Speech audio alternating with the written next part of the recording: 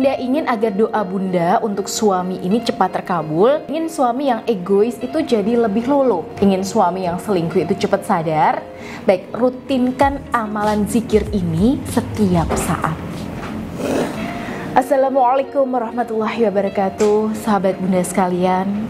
Ya, buat Bunda yang saat ini sedang berikhtiar, bertirakat, berialdoh, dan bermunajat agar suami di sini cepat sadar dan berubah menjadi suami yang lebih baik. Baik, di sini saya akan ijazahkan amalan yang sangat mudah untuk dilakukan, tapi cespleng khasiatnya. Insya Allah dengan rutin mengamalkan zikir ini, mudah-mudahan Allah segera kabulkan hajat Bunda. Ya, amalan ini adalah istighfar sebanyak-banyaknya. Nah, gampang kan Bun? Loh, kenapa cuma istighfar? Kenapa nggak dikasih doa-doa atau wirid tambahan? Baik, ada dua riwayat yang mendasari ijazah amalan istighfar ini Bunda. Jadi yang pertama, Imam Hasan Al-Basri yang mendapatkan 4 orang tamu yang punya hajat berbeda-beda. Jadi yang pertama nih, si tamu ini mengeluhkan musim paceklik yang membuat kondisi kesejahteraannya itu terancam. Nah, tamu yang kedua mengeluhkan bahwa diri dan keluarganya ini kesulitan ekonomi dan dililit utang. Nah, lalu tamu yang ketiga, ya, daerahnya ini kekeringan, gak ada air. Lalu tamu yang keempat mengeluhkan rumah tangganya yang gak kunjung mendapatkan keturunan. Lalu Hasan Al-Basri mengijazahkan amalan istighfar untuk 4 orang tamunya. Ketika beliau ditanya mengapa semua hajat dan masalah itu hanya dijawab dengan amalan istighfar, beliau mengutip surah Nuh ayat 10-12 di mana Allah Subhanahu wa taala berfirman, "Mohonlah ampun kepada Tuhanmu. Sesungguhnya Dia adalah Maha Pengampun.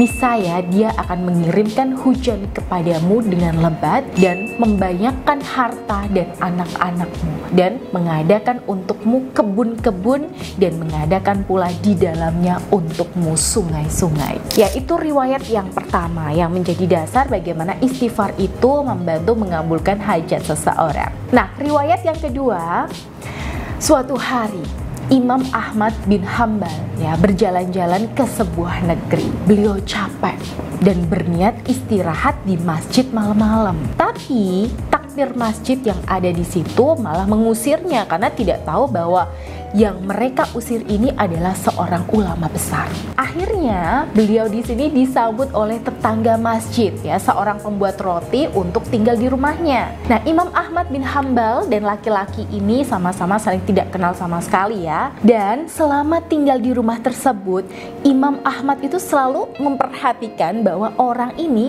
lidahnya itu selalu mendengungkan istighfar ketika sedang membuat kue dan dimanapun berada. Ya, Imam Ahmad sampai bertanya, menguji orang tadi, "Mengapa kamu sering beristighfar? Apa manfaatnya bagimu?" Si pembuat kue ini menjawab pun, "Demi Allah, selama aku membaca istighfar bertahun-tahun ini, hampir semua hajatku itu dikabulkan oleh Allah. Aku minta apa, Allah kasih. Aku ingin ini, Allah kabulkan. Aku minta itu, Allah kabulkan. Hanya satu hajatku sepanjang hidupku ini yang belum dikabulkan oleh Allah Subhanahu wa taala." Nah, Imam Ahmad bertanya, "Hajat apa itu?" Ya, si pembuat roti menjawab, "Aku ingin sekali dipertemukan oleh Allah dengan seorang ulama besar yang tinggal di Baghdad. Namanya Imam Ahmad bin Hambal." Ya, seketika itu Imam Ahmad bin Hambal yang tidak dikenali oleh penjual roti itu merasa terharu dan berteriak, "Allahu Akbar, demi Allah, aku ini adalah Imam Ahmad bin Hambal.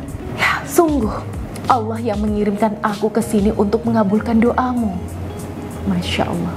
Sahabat Bunda yang dirahmati oleh Allah, dari dua riwayat ini kita belajar bagaimana dahsyatnya istighfar untuk mengatasi berbagai macam persoalan. Tentu sebenarnya banyak sekali ya dalil tentang keutamaan istighfar. Tapi pada intinya, istighfar ini adalah ibarat shortcut ya, alias jalan pintas kalau Bunda merasa hajat dan keinginan Bunda ini mentok dan gak segera terkabul. Nah, gimana cara mengamalkannya? Baik, Bunda bisa amalkan sambil memakai Ya, tasbih Karomah Ar-Rahman yang sudah saya tirakati ini. Jadi Bunda baca istighfar setidaknya 100 kali setiap hari pun. Bahkan syukur-syukur Bunda itu istighfar 100 kali setiap sholat fardu. Nah, lalu ketika Bunda sedang bekerja, sedang masak, sedang merawat tanaman, sedang nonton TV, sedang baca buku, Bunda dengungkan istighfar.